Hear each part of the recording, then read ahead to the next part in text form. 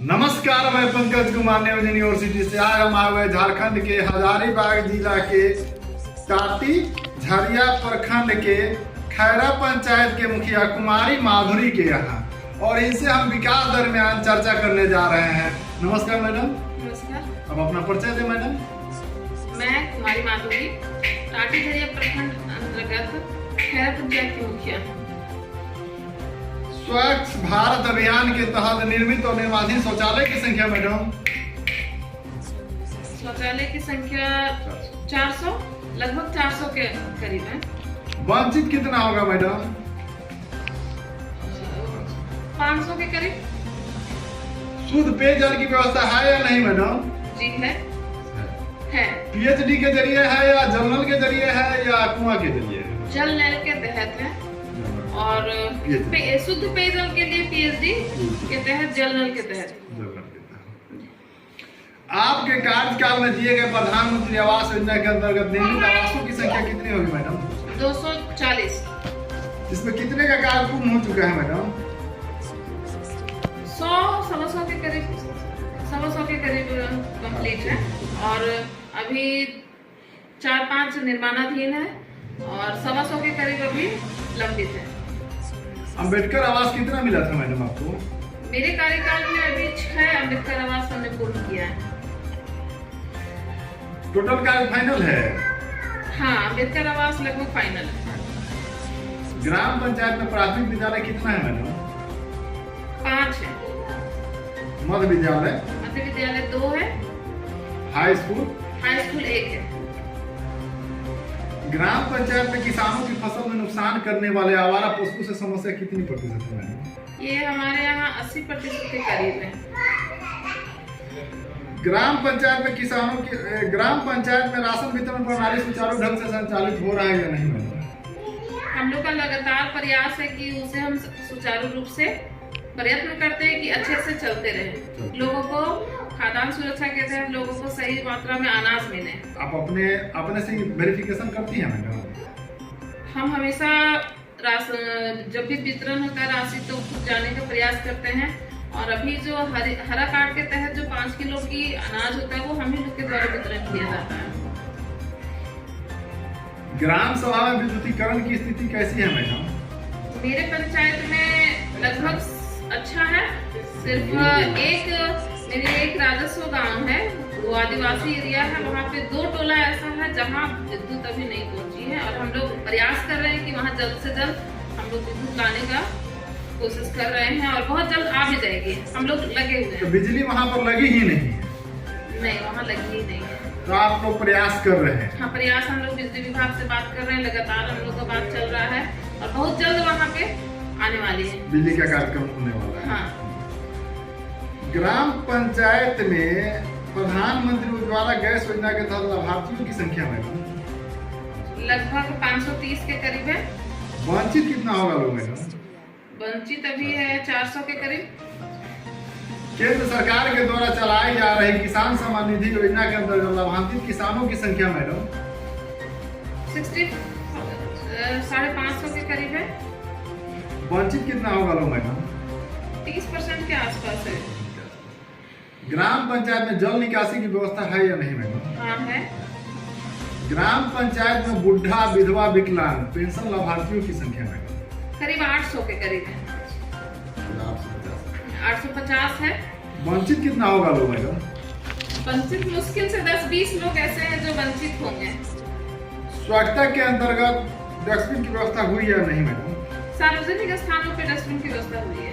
ग्रामीण क्षेत्रों में अभी नहीं हुई है? नहीं, ग्रामीण क्षेत्रों में नहीं, क्योंकि ऐसा आदेश सरकार का आया ही नहीं। हाँ, अभी तक तो नहीं आया है। ग्राम पंचायत में सौंदर्यीकरण योजना के अंतर्गत किया गया कार्य में सौंदर्यीकरण के तहत हम लोग नाली बनवा रहे हैं, सार्वजनिक तालाबों में सीढ़ी का निर्माण करवा रहे हैं, और पीसीसी, फेवर ब्लॉक, विद्यालय के प्रांगण में फेवर ब्लॉक का निर्माण करवाए हैं। ग्राम पंचायत में स्ट्रीट लाइट की व्यवस्था है या नहीं मैडम? पूर्व में स्ट्रीट लाइट की व्यवस्था थी, बट अभी तत्काल में थोड़ा क्षतिग्रस्त हो गया है। ग्राम पंचायत में खेल का मैदान है या नहीं मैडम? एक खेल मैदान हम लोगों ने पूर्ण किया है और अभी 5 अभी निर्माण में प्रोसेस में है। पुस्तकालय की व्यवस्था है या नहीं मैडम? पुस्तकालय अभी हमारे ही पंचायत में ज्ञान केंद्र जिला परिषद के द्वारा दिया गया है। आपके पंचायत में शमशान घाट की संख्या कितनी होगी मैडम? लगभग 22 के करीब। आपके पंचायत में कब्रिस्तान की संख्या कितनी है मैडम? 1। क्या उसका घेराबंदी हो चुका है मैडम? नहीं। आपके पंचायत में आंगनबाड़ी केंद्र कितना है मैडम? 7, जिसमें से 5 पूर्ण है और 2 अभी निर्माणाधीन है। आपका पंचायत 13 वार्ड का है मैडम, 11 वार्ड का है, तो आंगनबाड़ी केंद्र जो है वो 7 ही क्यों खुली है?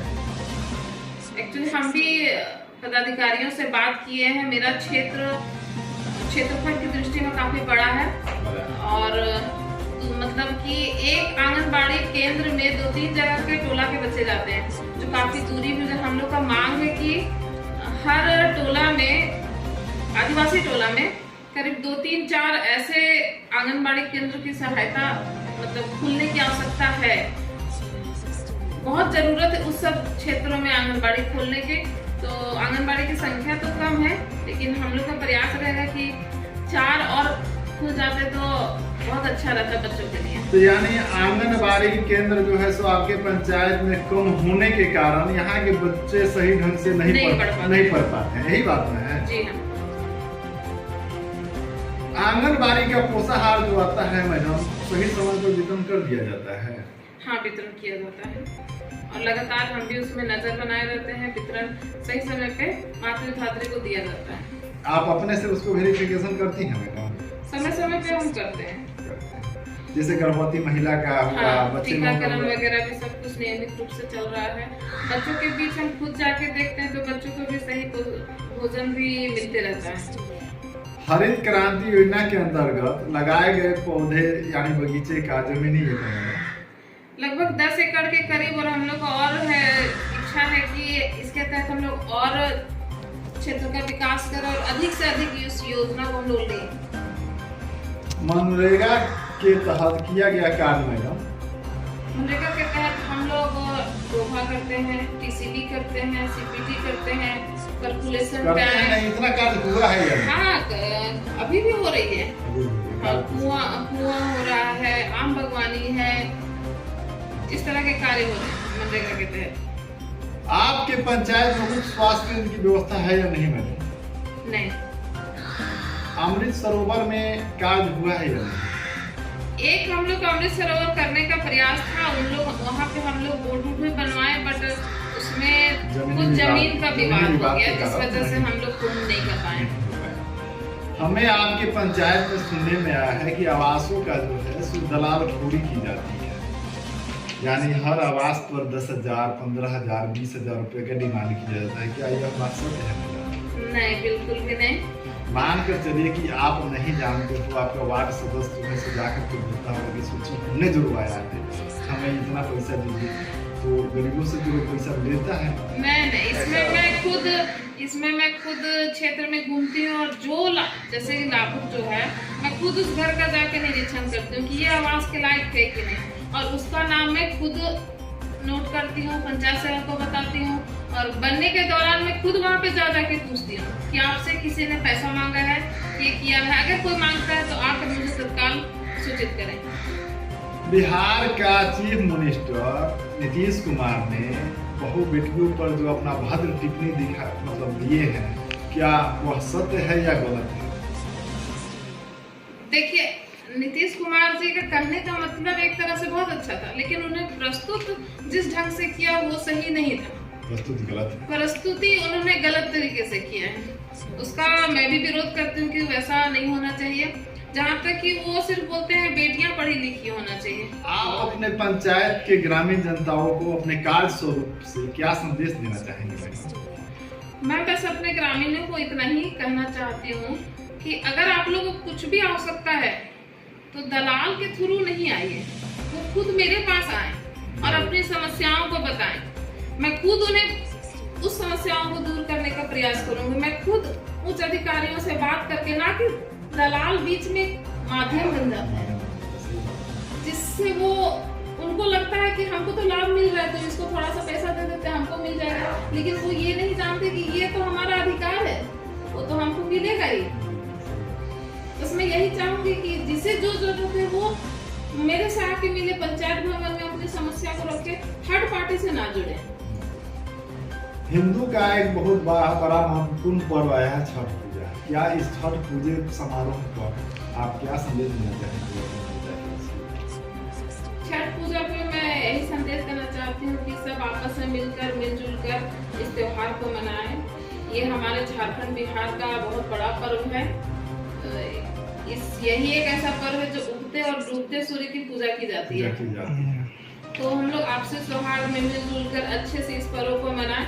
जहाँ तक मैं अपने सारे छठ घाट का मैं खुद से निरीक्षण करती हूँ जाके, और मुझे जो लगता है कि हमको ये करना चाहिए मैं सहयोग भी करती हूँ। बाहर के टाइप पर आप हाँ सहयोग करते हैं, साफ सफाई पे विशेष ध्यान देती हूँ। मैं पंकज कुमार न्यू यूनिवर्सिटी से। आज हम खैरा के मुखिया कुमारी माधुरी के यहाँ हमने विकास दरमियान चर्चा किया तो इन्होंने साफ सुथरे वक्तव्य में कहा कि केंद्र सरकार और झारखंड सरकार का जनहित में जो भी योजना आएगा उसे हम धरातल पर उतारने के लिए प्रयासरत हैं और प्रयास करते रहेंगे। ऐसे ऑनेस्ट विचार के मुखिया जी को जो आप लोगों ने अपना कीमती वोट दे करके इस कुर्सी का दायित्व बनाया है, ऐसे ही इस कुर्सी पर दायित्व बरकरार रखने के लिए अपना वोट देते रहे ताकि यह आप लोगों का सेवा करती रहे। नमस्कार मैडम। धन्यवाद।